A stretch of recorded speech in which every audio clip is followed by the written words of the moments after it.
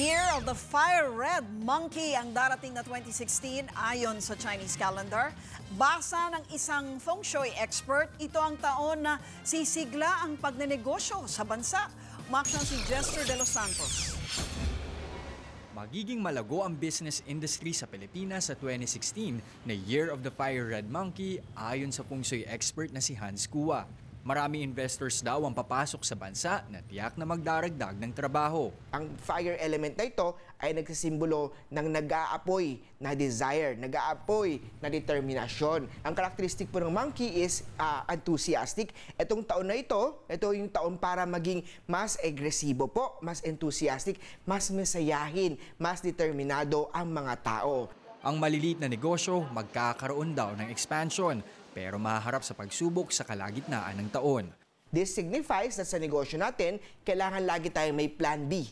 So pwedeng super extreme tayo, malakas for the first few months natin, and the mid-year medyo matumal lang konti, latter part of the year pwedeng malakas na naman ang business natin. Ano-ano nga ba ang mga magdadala ng swerte sa Year of the Monkey? Ang lucky color ng 2016 ay ang color blue o ang kulay ng tubig. Pambalanse raw ito sa napakaraming fire at wood elements ng Red Monkey. Mas makabubuti rin daw kung magsusuot ng gold, silver at metal elements para mas maging wealthy sa 2016. Mainam din kung magpipintura ng asul sa bahay at mag-display ng mga monkey charms. Alisin din daw ang mga ilaw o bombilya na nasa center part ng bahay para makaiwas sa sakit.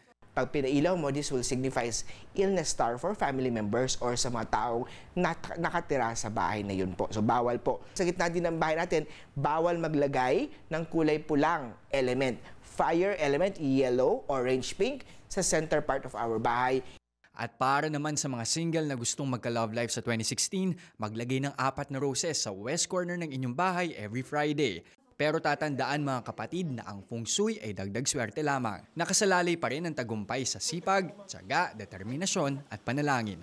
Umaaksyon, Jess de los Santos, News 5. Be sure to come back. News 5 everywhere. Copyright 2015.